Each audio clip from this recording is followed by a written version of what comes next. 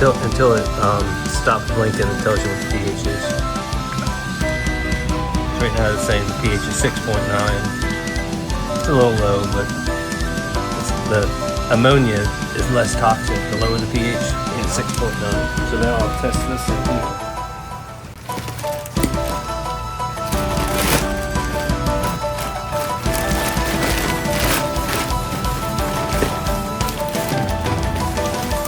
This would be low also. Because of the CO2 from the fish, you know, respiration. Let's see what this is.